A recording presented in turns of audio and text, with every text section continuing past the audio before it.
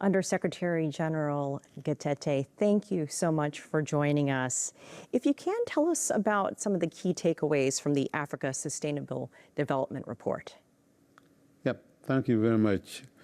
Yeah, the Sustainable Development Report is an account of where we are in terms of the implementation of the Sustainable Development Goals that we set ourselves, the 17 goals and over 160 actions that we need to implement. And it is happening at a time when you have so many challenges globally and especially that is affecting the African continent. Globally, we are having an issue of debt. Debt is stress to many developing countries that is really reached a certain level where in most cases it's unsustainable. And that's why we talk about what needs to be done to make sure that we can reform the global financial architecture, to address the issues of concessional resources for developing countries, addressing the issues of debt, addressing the issues of shareholding, addressing the issues of management and investment. You cannot finance SDGs without addressing those issues, without addressing the sources of money and also the investment that is required, especially for the developing countries. So that report is helpful to give possibilities. How do we find new sources of money to invest? What are the innovations that are needed? So you have this list of solutions. You know what to do, but how difficult is it to implement and to get to those solutions? I mean, that's the challenge, right?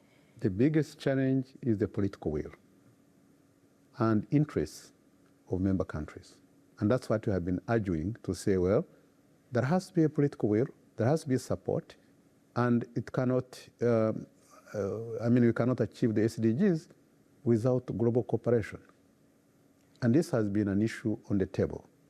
Also, the investment within the international financial institutions, such as the World Bank and others, is also a big issue. If you don't inject more money, how do you expect the banking system to continue to grow? How do we mobilize the private sector resources if there is no increase in terms of investment? Africa has the youngest population on the planet. We're talking about SDGs. We're talking about the youth's future.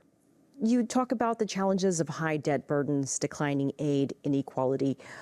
What needs to happen? How do you get young people involved for their future? Yeah, indeed, by 2050, 1 in 3 global youth will be from an African. So you're going to see more of the Africans around in the near future. And what we are seeing now, there is a responsibility of the African countries, which is domestic resource mobilization, meaning generating more of the tax resources, their own tax. But there are so many reforms that needs to be done. It has to be simple. We must provide the capacity to the tax collectors. We must digitize our own economy so that everybody pays their own share. We have to bring the informal sector now to the formal sector so that at least you have a large number of the people who are paying taxes. We lose about 88 billion every year, US dollars, leaving the continent. And we are saying if we addressed it, we'll save some money. We need to increase our tax to GDP ratio, which is currently at 15.6%, very low by any standards. So there is what we need to do, including, of course, the development of the capital market. The capital market is where the private sector gets their long-term resources, and it has to be deliberate in terms of building it. We also have to address the imbalance. The countries which are now borrowing, now that there is not enough resources, you have to borrow from the private sector, meaning you must have good credit rating. So supporting member countries so that they can get good credit rating would help them in terms of borrowing at cheaper rate. And those are the kind of efforts that we're trying to do. But also, eventually, we cannot, as Africans, rely on debt, on aid. There has to be trade and investment. And we have to create a conducive environment for anybody who wants to invest in Africa to be free to come and invest. There is a hashtag going around right now that is hashtag the Africa we want. What is the Africa you want? What are you hearing? What is everybody saying? And tell us the meaning behind it and what this hashtag is meant to accomplish. You see, the Africa we want is where all the countries on the continent, because when you are developing them, you come from the low income to the middle income to the high income. And you don't want only to go to the high income without addressing all the other fundamentals. It's not just the monetary side. You need also to improve the welfare of every citizen, to have access to all the services, but also improve their lives. And that's what is incorporated in the continental vision, Vision 2063. It's not just looking at the monetary side, but also look at all other aspects of human life. And that way, when you are developing, you should also take them into account. And that's the Africa we want.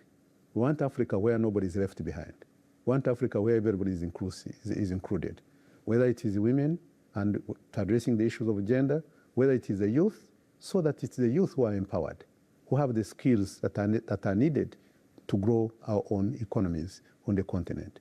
So it's the Africa that we want that doesn't leave anybody behind. Undersecretary General Claver Gatete, thank you for joining us. Thank you so much. It's my pleasure.